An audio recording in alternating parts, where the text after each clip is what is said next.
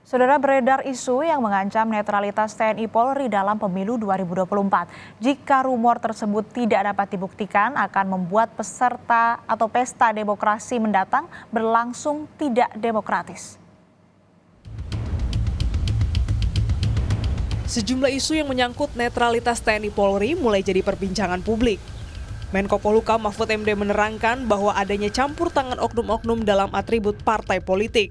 Saya mendapat berbagai laporan tentang dugaan kecurangan dalam tahapan pemilu. Laporan yang saya terima antara lain dugaan pemasangan baliho parpol oleh oknum tertentu. Sebaliknya terjadi juga penurunan baliho parpol tertentu yang diduga dilakukan oleh aparat. Ada juga laporan sejumlah oknum polisi yang mendatangi kantor parpol tertentu yang diduga melakukan tindakan intimidasi. Kapolri Jenderal Listio Sigit Prabowo mengatakan akan menjamin netralitas di kesatuannya. Jadi itu semua kita lakukan dalam kerangka pengamanan, tidak lebih dari itu. Dan kalau ada pertanyaan, kalau kemudian ada yang melanggar komitmen tersebut, ya silahkan saja dilapor. Tentu kita akan proses, namun sebaliknya tentu harus ada bukti yang cukup. Jangan hanya framing, jangan hanya isu, tapi kemudian ada bukti yang cukup. Sementara itu, calon Panglima TNI Jenderal Agus Subianto akan mempersiapkan regulasi yang mengatur terkait netralitas anggotanya niskala ia menjabat sebagai Panglima. Kita TNI koridornya sudah jelas bahwa netralitas TNI harga mati.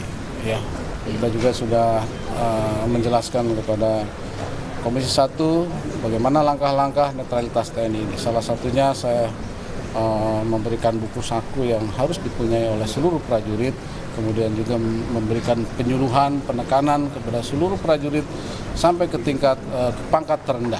Apa yang harus dilakukan, apa yang tidak dilakukan. Di lain pihak, Ketua Bawaslu sedang menyelidiki terkait rumor yang menyasar netralitas TNI Polri. Jelas ada isu yang beredar. Sekarang kami sedang investigasi apakah benar. Jangan sampai juga kalau tidak benar kan ini namanya manas-manasi kan. Nah, tugas kami untuk menginvestigasi apakah kejadian tersebut benar atau tidak. Kita tunggu sekarang teman-teman di tingkat kabupaten kota, kan itu ada tingkat kabupaten kota di indikasinya sedang melakukan investigasi terhadap permasalahan tersebut.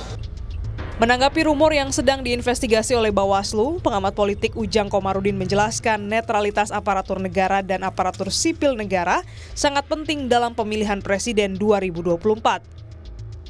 Di Polri itu harus netral, harus di tengah, harus kepentingannya kepentingan bangsa negara, bukan dukung-mendukung, apalagi memobilisasi, mengerahkan ya untuk memenangkan dukungan kepada paslon tertentu.